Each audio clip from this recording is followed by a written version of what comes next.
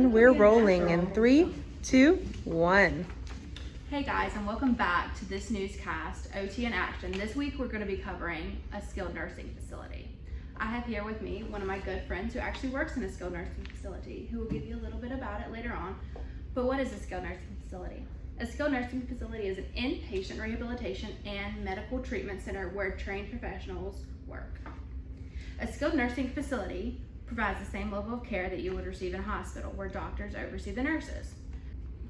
So a few people you can see in skilled nursing facilities include physical therapists, occupational therapists, speech, nursing, and doctors, and many more people on the interprofessional team. Here we have Emma, who's an OT at a local skilled nursing facility, here to tell us a little bit about what she does. Thank you so much, Mason. I'm just so excited to be here. I'm a little nervous, but I am also just so excited because old people are my passion. So in a skilled nursing facility, your time there can range from short-term or long-term. So keep in mind as I talk today, you hear from some of my team that you aren't going to have the same treatment for every single person. It's going to be very different depending on stay time and their condition as well. So some of the things occupational therapists address are going to be activities of daily living, adaptive equipment use. We have environmental modification if that's needed, caregiver education, and then also mental and behavioral issues as well. Occupational therapists can also develop programs, so we can do therapy groups or fall prevention education classes and things like that.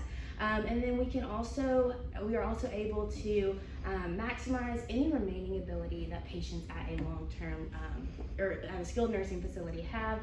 We want to maximize any remaining ability that they have, and then we teach compensatory strategies and also adaptation for safety, which is super important because we want to make sure our patients are as safe as possible. So American Occupational Therapy Association, what do they have to say about OTs in skilled nursing facilities? There is a study done where it links occupational therapists in a skilled nursing facility links to shorter time spent in the skilled nursing facility. So if you don't know what an OT does, look more into it. But today we actually will get to hear from some of the people at my skilled nursing facility and hear what they have to say to make their time there more well-rounded and balanced. Whoa, that came in hot. Now let's talk about the impact of culture, socioeconomic status, diversity, and family values with this skilled nursing facility. Cultures are a big part of our facility, and making sure all of our residents' respective cultures are represented and reflected through all of our staff in our facility, and giving them the choice to make their own decisions where it comes to ADL, as far as what time they get up, how they get their meals when they get it, what they're eating in their meals, and make sure that they're all being treated with respect, and we're promoting all aspects of that in our environments with our staff and how they learn and treat their patients, as well as finding the correct approach when we're addressing any patient, whether that be how we deliver things or how we come across or how we walk into a room. Just making sure we're following all those aspects of respect and diversity and inclusion so everybody feels respected so they get the best help they need. Yeah. But as far as like socioeconomic ways, it really depends on what kind of Medicare, Medicaid, or if they're private pay or different types of insurance. If it's Medicare, their first 20 days is completely 100% covered, but from day 21 to 100, they have to pay a copay of around $170, which that can be a little costly depending on what coverage you have. And then any day past 100, Medicare will not cover anything at all. But to even get Medicare to pay for some of this facility, you have to have a 3-day qualifying hospital stay in order to have that covered. But as far as for Medicaid, it has to be, you have a monthly income less than $2,500 and a value of assets of less than $2,000, so you qualify for Medicaid to pay. And say if you're a patient who wants a single room, you're just having your own independence, your own space, your Medicaid will only pay for that single room if it's medically necessary. If not, they have to pay for that own room themselves. And so depending on the facility and depending on what they need, these costs can get sky high, especially if they don't have insurance. And after these days are limited, they may not be able to stay in our facility anymore. And if it's private pay, they have no outside coverage. So those prices can go way sky high. Yeah, that's really high. Thank you for filling us in on that. So the next thing is diversity, and that's something that impacts skilled nursing facilities a lot, and making sure that proper training for employees is happening. We want to make sure that people are respecting culture, religion, gender, age, sexuality, socioeconomic status, and disability. Those are all areas of diversity that we want to focus on, right? And making sure that every person who works in this facility is educated, and they're able to help their clients and educate the caregivers and the families around them, which also leads me into family education. And so family values and family education is huge. Many patients feel rushed when they're going from the hospital to the skilled nursing facility, and they just don't feel like they have enough time to gather it all together, and that's really stressful on the family dynamic. So we just want to make sure that they're getting educated about what the next steps are, what they can be doing, and especially like you mentioned, Medicare and Medicaid, making sure that they know what they're coming into.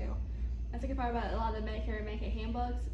They actually have steps they can follow of where to find the sort of in their area that they like, what questions to ask, how to get on a tour, to look for those ones that fit their benefits and their budgets, as long as their family and them are all comfortable with. Oh yeah, absolutely. Well, now let's head on over to hear from Maddie and Julie. Alright, so let's keep this rolling and talk about occupational participation, promotion, and balance.